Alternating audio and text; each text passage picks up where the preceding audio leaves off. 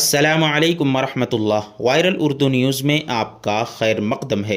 دوستو، آج تاریخ ہے 27 محرم مطابق 23 جولائی 2025۔ وقت ہو چلا ہے خبروں کو دیکھنے کا۔ آئیے جانتے ہیں آج کی دیش دنیا کی 10 بڑی خبروں کو۔ اس سے پہلے خبروں کی سرخیوں پر ڈالتے ہیں ایک نظر۔ 2006 ممبئی ٹرین دھماکہ کیس میں بالآخر 19 سال بعد ملا انصاف۔ ثبوت کے کمی کے باعث تمام ملزمین ہوئے بری۔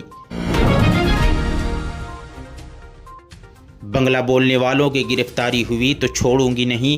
27 جولائی سے بھاشا آندولن چھیڑنے کا ممتا بنرجی نے کیا اعلان۔ بنگلہ دیش ایئر فورس کا طیارہ خوفناک حادثے کا شکار، کالج کی چھت پر گرنے سے ہوئی تباہی، 19 افراد ہلاک، 160 ہوئے زخمی۔ ممبئی ٹرین دھماکہ معاملہ، ہائی کورٹ کے فیصلے کے خلاف سپریم کورٹ پہنچی فڑنویس حکومت، 24 جولائی کو سپریم کورٹ کرے گی سماعت۔ علم میں حافظ بننے والے احتشام صدیقی کی جمعیت دفتر آمد، مولانا حلیم اللہ قاسمی سے ملاقات کر کے تنظیم کا ادا کیا شکریہ۔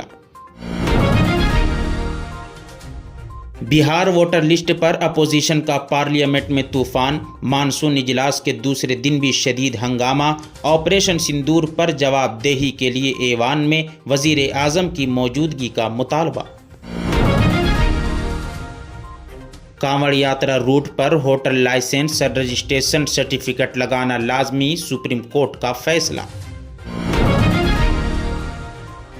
برطانیہ، جاپان سمیت 28 ممالک کی اسرائیل کو پھٹکار، غزہ جنگ کو فوراً ختم کرنے کا مطالبہ، 90,000 خواتین اور بچے ہوئے قحط کے شکار۔ ایک سڑا ہوا انڈا ہے، بھارت مقابلہ پاک میچ منسوخ ہونے پر شاہد افریدی ہوئے برہم۔ امداد کے منتظر فلسطینیوں پر اسرائیلی فوج کی فائرنگ، جس کے نتیجے میں 93 افراد ہوئے شہید۔ دوستو، آئیے اب ان تمام خبروں کو تفصیل سے جاننے کی کوشش کرتے ہیں۔ 2006 ممبئی ٹرین دھماکہ کیس میں بالآخر 19 سال بعد انصاف ملا۔ ثبوت کے کمی کے باعث تمام ملزمین کو بری کر دیا گیا۔ بمبئی ہائی کورٹ نے بم دھماکہ کے کیس میں تمام ملزمین کو بری کر دیا ہے۔ 19 سال بعد فیصلہ سناتے ہوئے عدالت نے تمام ملزمین کو بری کر دیا۔ یہ ریاستی حکومت کے لیے ایک بڑا دھچکا ہے۔ 11 جولائی 2006 کو ممبئی میں مغربی ریلوے کے ایک مضافاتی لوکل ٹرین میں ہوئے سلسلہ وار بم دھماکوں پر بمبئی ہائی کورٹ نے آج اپنا فیصلہ سنایا ہے، اور ان دھماکوں نے ممبئی اور پورے ملک کو ہلا دیا تھا۔ ہائی کورٹ نے یہ فیصلہ 31 جنوری 2025 تک محفوظ رکھا تھا، جسے آج سنایا گیا، اور ان تمام ملزمین کو ہائی کورٹ نے بری کر دیا۔ وزیر اعلیٰ ممتا بنرجی نے بنگالی بولنے والوں پر ہراسانی کے خلاف 21 جولائی کے اسٹیج سے زبان کے تحفظ کے لیے ایک تحریک کا اعلان کیا ہے۔ انہوں نے مرکزی حکومت پر الزام لگایا کہ اس نے ایک سرکلر جاری کر کے لوگوں کو بنگلہ دیش بھیجنے اور جیلوں میں بند کرنے کی سازش کی ہے۔ NRC کے نوٹس اور روہنگیا کے حوالے سے بات کرتے ہوئے انہوں نے طنز کیا ہے کہ بنگالی زبان پر دہشت گردی کی جا رہی ہے۔ زبان کی تحریک 27 جولائی سے شروع ہوگی۔ وہ دکانوں پر جا کر کہتے ہیں کہ مچھلی نہ کھاؤ، گوشت نہ کھاؤ، وہ دکانوں پر جا کر توڑ پھوڑ کرتے ہیں۔ میں آپ کو بنگالی بولنے کی ہمت نہیں کرتا جب تک کہ اگلے انتخابات کے نتائج سامنے نہیں آتے ہیں۔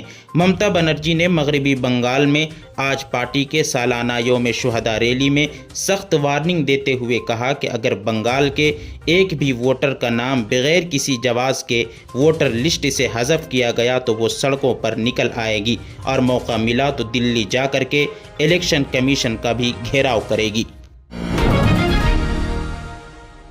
2006 کے ممبئی ٹرین بم دھماکہ کیس میں بمبئی ہائی کورٹ کے فیصلے کو سپریم کورٹ میں چیلنج کیا گیا ہے۔ فڑنویس حکومت نے 2006 کے ممبئی لوکل ٹرین دھماکہ کیس میں سپریم کورٹ کا دروازہ کھٹکھٹایا ہے۔ مہاراشٹر حکومت نے 2006 کے ممبئی لوکل ٹرین دھماکہ کیس میں بمبئی ہائی کورٹ کے فیصلے کو چیلنج کیا ہے۔ ریاستی حکومت کی طرف سے پیش ہوتے ہوئے جنرل تشار مہتا نے کہا ہے کہ جج صاحب، یہ کیس ریاستی حکومت کے لیے کافی اہم ہے، اس لیے اس پر سماعت کی جائے۔ اس کے بعد سپریم کورٹ اس کیس کی سماعت کے لیے راضی ہو گیا۔ سپریم کورٹ اس کیس کی سماعت 24 جولائی کو کرنے والی ہے۔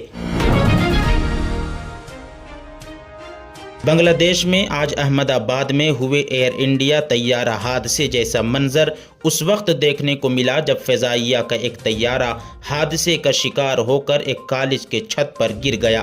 اس حادثے میں پائلٹ کی موت سے متعلق تصدیق ہو چکی ہے، ساتھ ہی 19 طالبات کی موت کی بھی تصدیق ہو چکی ہے، جبکہ 160 افراد زخمی بتائے جا رہے ہیں۔ ممبئی لوکل ٹرین بم دھماکہ کیس میں غلط طور پر قید کیے گئے 12 افراد میں شامل احتشام صدیقی کو بمبئی ہائی کورٹ نے 21 جولائی کو باعزت بری کر دیا۔ عدالت نے اپنے فیصلے میں واضح طور پر کہا کہ ان افراد کے خلاف کوئی قابل اعتماد ثبوت موجود نہیں تھا اور اصل مجرم آج بھی آزاد گھوم رہے ہیں۔ احتشام صدیقی، جنہوں نے اپنی زندگی کے قیمتی 19 سال ناگپور جیل کی سلاخوں کے پیچھے گزارے، آج جمعیت علماء مہاراشٹر کے دفتر پر پہنچ کر تنظیم کا شکریہ ادا کیا، جنہوں نے ان کے لیے قانونی جنگ لڑی۔ گلابی شرٹ پہنے پرعزم نظر آنے والے احتشام صدیقی کی ملاقات جمعیت علماء مہاراشٹر کے صدر مولانا حلیم اللہ قاسمی سے ہوئی، جو کہ ایک جذباتی لمحہ تھا۔ رہائی کے بعد اپنی بات چیت میں احتشام صدیقی نے بتایا کہ انہیں 24 سال کی عمر میں گرفتار کیا گیا تھا، جب وہ اپنے شباب کی دہلیز پر تھے۔ ابتدائی چند سال جسمانی اور ذہنی اذیتوں میں گزرے، مگر جب جمعیت نے اس کیس میں مداخلت کی تو حالات بہتر ہوئے۔ انہوں نے بتایا کہ جیل میں ہی انہوں نے قرآن پاک کا حفظ کیا اور اپنی تعلیم جاری رکھتے ہوئے اب وہ قانون کی تعلیم مکمل کرنے کی آخری مرحلے میں ہیں۔ احتشام صدیقی کی کہانی اس بات کی گواہی ہے کہ عزم و حوصلے کے سامنے قید و بند کی زنجیریں بھی ٹوٹ جاتی ہیں۔ وہ معاشرے کے لیے ایک مثال بن کر ابھرے ہیں۔ اللہ سے دعا ہے کہ وہ احتشام صدیقی کے مستقبل کو روشن کرے۔ پارلیمنٹ کے مانسون سیشن کا دوسرا دن بھی شدید ہنگامے اور احتجاج کی نظر ہو گیا، جس کی مرکزی وجہ بہار میں ووٹر لسٹ کی خصوصی جانچ کے خلاف اپوزیشن کی جانب سے شدید مخالفت تھی۔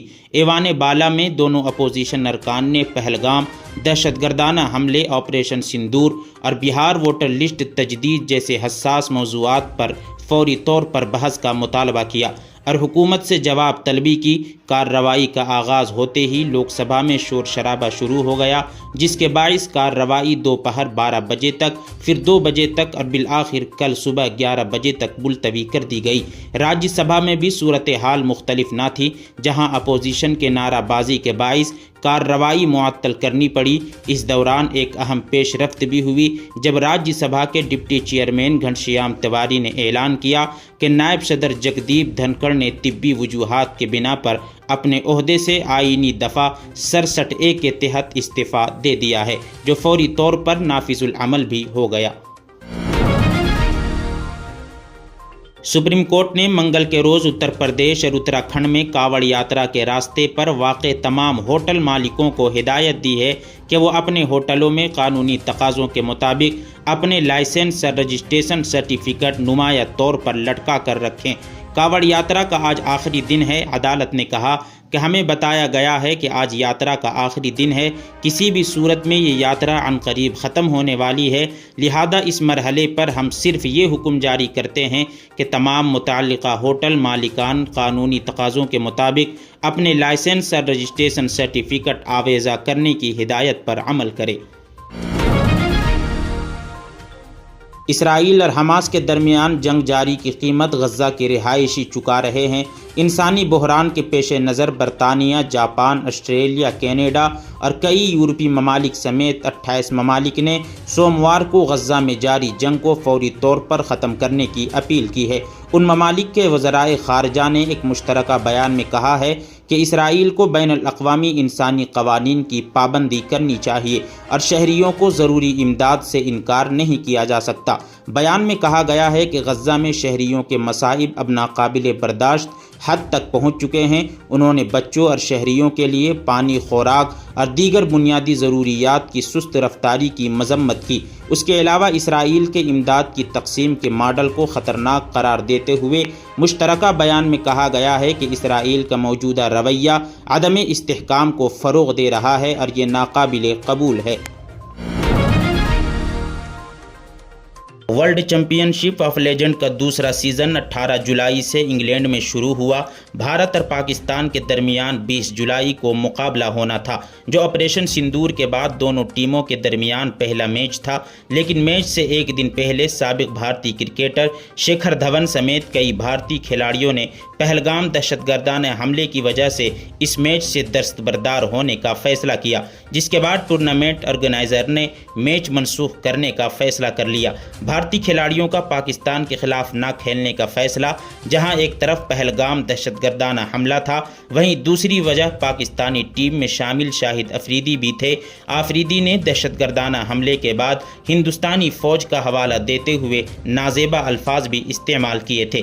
اس میچ کی منسوخی پر پاکستانی کرکٹر شاہد افریدی کا رد عمل سامنے آیا ہے، جس میں انہوں نے ہندوستانی ٹیم کے خلاف خوب جملے بازی کی ہے۔ مقامی میڈیا سے بات کرتے شاہد افریدی نے دعویٰ کیا ہے کہ بھارتی کرکٹرز بھی میچ نہ کھیلنے پر مایوس ہوئے اور میچ کی منسوخی کا ذمہ دار شیکھر دھون کو ٹھہرایا ہے، جنہوں نے کھلے عام اعلان کیا تھا کہ اگر آفریدی پاکستان ٹیم کا حصہ ہوتے ہیں تو وہ میچ نہیں کھیلیں گے۔ آفریدی نے کہا کہ کھیل ممالک کو قریب لاتا ہے، ہر چیز میں سیاست آڑے آتی ہے تو آگے کیسے بڑھیں گے؟ بات چیت سے ہی معاملات حل ہوتے ہیں۔